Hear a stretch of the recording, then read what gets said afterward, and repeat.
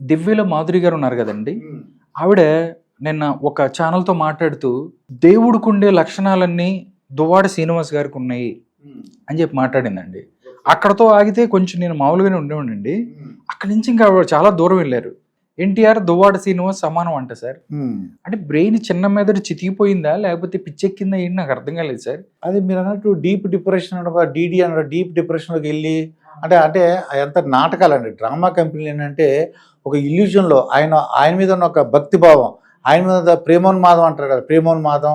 ఆయన అంటే ఒక అది అందరూ అడుగుతున్నారు అనమాట, అన్నా అనొచ్చు కదా అని, చెప్పచ్చు కదా అలా అని చెప్పలేకపోతుంది. అంటే మనసులో ఎందుకు వేరే ఉంది కదా, ఒక వేరే సంబంధం ఉంది కదా. ఆయన ఇందాక కూడా మాట్లాడుతున్నాడండి దువ్వాడ గారు, గత 2 సంవత్సరాలుగా నాకు అన్నీ చూసుకుంటుంది అంటున్నాడు శ్రీకాకుళం భాషలో. భోజనం పెట్టింది నాకు ఏదో చెప్తున్నాడు ఆయన. ఏదైతే యాక్సిడెంట్ అయిన తర్వాత హాస్పిటల్లో ఉంది చూసి వచ్చారా అని చెప్పి ప్రెస్ అడిగారు. ఇంకా నేను ఆవిడకి ఏదో చేయాల్సిన బాధ్యత నా మీద ఉంది అంటున్నాడు. భార్య బిడ్డలు 3 రోజులుగా నీ గుమ్మం ముందు కూర్చొని ఏడుస్తున్నారు, మా సంగతి ఏంటి మా బతుకులు ఏంటి అని ఏడుస్తున్నారు. అది పట్టించుకోకుండా ఆవిడకి ఎంతో కొంత చేయాల్సిన బాధ్యత ఉందంటాడు ఏంటండి. ముందు మీరు చెప్పినట్టు ఎన్టీ రామారావు అక్కడి నుంచి వద్దాం. ఫస్ట్ ఎన్టీ రామారావు గారు నేను ఇంటర్వ్యూ చేశాను ఒక డ్రైవర్ని, ఆయన చెప్పిన విశేషాలు చూస్తుంటే ఎంత మంచోడు అంటే అండి ఎన్టీ రామారావు గారు. తన దగ్గర పని చేసుకునే వాళ్ళు ఒక అమ్మాయి రోజు చూడటానికి వస్తారటండి. వచ్చేసి నేను పెళ్లి చేసుకుంటానంటే ఆ అమ్మాయిని జాగ్రత్తగా అమ్మాయి దగ్గర నగలు ఉన్నాయంట, ఇంట్లోంచి పారిపోయి వచ్చేసినట్టండి. రోజుకి వచ్చి చూస్తుంటే ఇలా నగలు చూసి దగ్గరుండి తప్పమ్మా అని చెప్పేసి ఎన్టీ రామారావు గారు ఆ నగలు పెట్టి మొత్తం ఒక బ్యాగ్ నిండా నగలు ఉన్నాయంటండి. మళ్ళీ ఎక్కడి నుంచి వచ్చింది తెలిసి అక్కడ అప్పచెప్పమని చెప్పి ఆ డ్రైవర్ చెప్పాడు నాకు ఆ ఇంటర్వ్యూలో. అంటే ఎన్టీ రామారావు గారు ఒక ఆంధ్రుల ఆరాధ్య దైవం. ఎక్కడికి వెళ్ళినా ఎంతమంది అసలు ప్రజలు ఇసుకేస్తే రాలని జనాలు, ఆయన ఒక దేవుడి పాత్రలు వేయడం, ఎన్ని సంవత్సరాలు ఒక చూడేది హీరోగా యాక్ట్ చేయడం అన్నీ మనకు తెలుసు. ఆయన తీసుకొచ్చి రోడ్డు మీద అంటే సార్ నేను అంటాను ఎందుకంటే సార్ నిజంగా ఒక కూలి మనిషి కొడుకు అని అంటే కూలి మనిషి అని చెప్పి మనం తప్పు చేయకుంటాం కాదండి.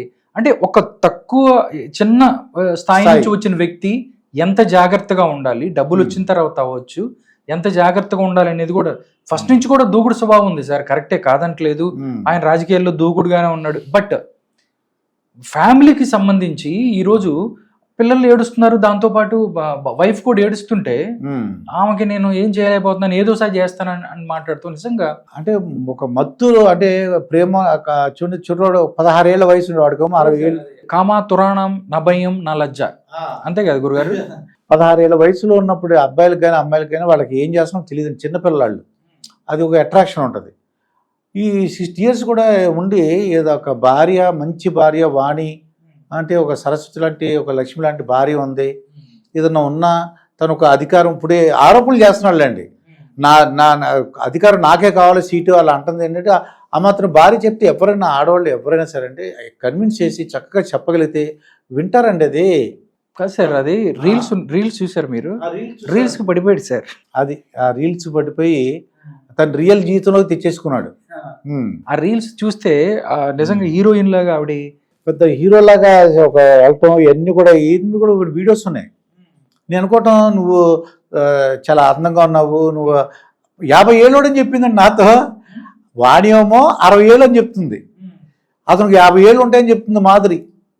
తనకు ఒక అంటే అంత మన్మధులాగా కనిపిస్తున్నాడు. 58 సార్, అతనికి 58 50 ఏళ్ళు అని చెప్తుంది.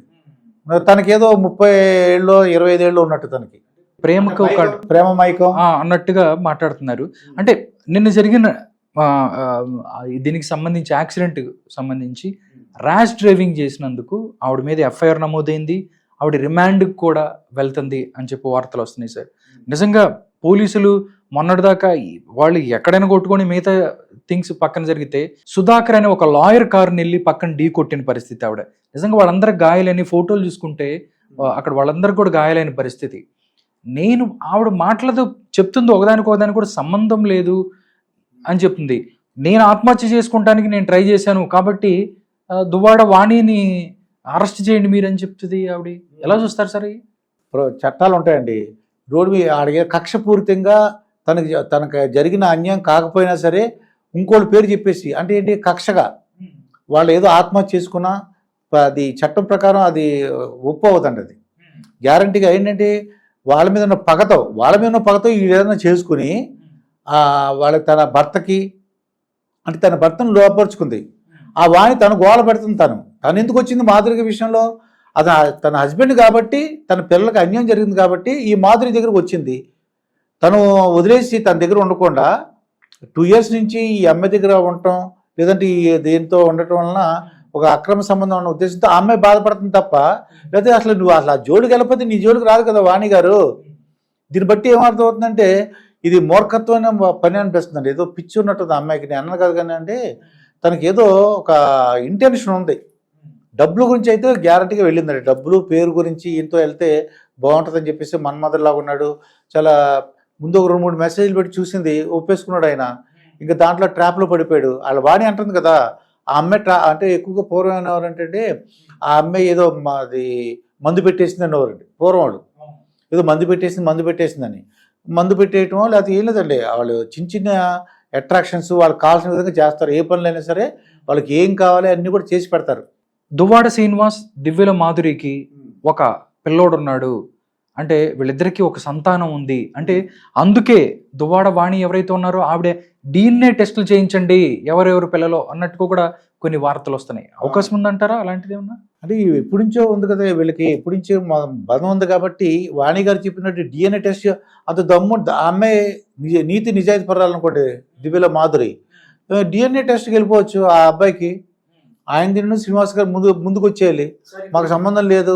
DNA టెస్టులు తీసుకుంటే ఫస్ట్ విజయసాయి రెడ్డి గారు ఏంటి సరే మొత్తం మనం అంతా DNA టెస్టులు బిజినెస్ ఎక్కడ చేయకాకుండా ఉత్తరాంధ్రలో ఎక్కడ పెడితే DNA టెస్టులకి మంచి డిమాండ్ ఏర్పడేట్టు ఉంది ఆంధ్రప్రదేశ్ లో. ఫస్ట్ విజయసాయి రెడ్డి గారు, నెక్స్ట్ దువ్వాడ శ్రీనివాసరావు గారు, నెక్స్ట్ ఇంకా చాలా బ్యాచ్ ఉందండి సార్. మొత్తం వస్తారు నెమ్మదిగా వస్తున్నారు, జనాలు వస్తారు బయటికి. జనసేన వాళ్ళు ఏదో చెప్తున్నారు కాకినాడ గురించి, అది కూడా ఉందండి, వస్తుందండి. ఓకే, మొత్తం ఒకటి తర్వాత ఒకటి బయటకు వస్తున్న పరిస్థితి. నిజంగా టోటల్ గా ఈ అంశం క్లైమాక్స్ ఏ విధంగా ఉండే అవకాశం ఉంది సార్? మీ దగ్గరికి వచ్చింది కేసు, దువ్వాడ శ్రీనివాస్ గారు వీళ్ళందరూ వచ్చారండి సార్, మీరు ఏం చెప్తారు? ముందు ఆ మాధురిని తీసుకెళ్లి గ్యారంటీ తనంతా చూడండి, ఎవరు తీసుకున్న గోతులు ఆళ్లే పడినట్టుగా తను గ్యారంటీకి ఇప్పుడు FIR నమోదైంది, ర్యాష్ డ్రైవింగ్, జైలుకి వెళ్ళక తప్పదు. ఇది ఆ ఆస్తి ఎవరి పత్రాలు ఎవరి పేరున ఉంది ఇవన్నీ కూడా తెలిసిపోద్ది కదండి. నా ప్రాపర్టీ ఎవరి పేరున ఉంది, ఆ ప్రాపర్టీ ఎవరికి అవటానికి అవకాశం ఉందంటే ఆ పిల్లలకి అంటే వైఫ్కి పిల్లలకి చెందుతుంది. అది అది ఎవరి ద్వారా వచ్చింది ఏంటి అని చూసినట్లయితే అంటే తన సొంత ఆస్తి అంటే యాక్చువల్గా ఏమవుతుందంటే తను దగ్గర అక్కడ అంటే ఆస్తి వాణి గారు ఏంటంటే ఆస్తి అమ్మేసి ఇది కొన్నారట, అది మా డబ్బులు అని చెప్తున్నారు. బహుశా ఈయన పేరు ఉందనుకోండి, ఇది ఎవరో మన దువ్వాడ శ్రీనివాస్ పేరు ఉంటే ఆయన ఇష్టం అవుతుంది, ఆయన సొంత దాని మీద అయితే. అది మాత్రం తను ఎవరు చెప్తే వాళ్ళకి ఇవ్వాల్సి వస్తుంది. మరి ఆవిడ చేసిన అమాయకత్వం అనుకోవాలి. వాణి గారు అయితే నా పేరు తన డబ్బులు అయితే ముందే తన పేరుని పెట్టుకుంటే బాగుండేది. అప్పుడు అంత నేను అంత భార్య ఊహించి ఉండదండి. భర్త మంచోడు, తనను బాగా చూసుకుంటున్నాడు, ఏదో అంటే రాజకీయంగా ఎదుగుతున్నాడు అన్న ఒక జాలి దయ కొన్ని త్యాగాలు చేస్తారు. ఇలా చేస్తాడని ఊహించి ఉండదు ఆవిడ. సార్ ఇంకొకటి కూడా వాళ్ళు చెప్తున్నారు, అచ్చెన్నాయుడు ఉన్నాడు, టీడీపీ పార్టీ ఉంది, సపోర్ట్ పోలీసులు సపోర్ట్ చేసి నా ఇంటి మీదకి వచ్చి టీడీపీ సపోర్ట్ చేయడం వల్ల వాళ్ళందరూ వచ్చి మా ఇంటి మీద దాడి చేశారని చెప్తున్నాడు.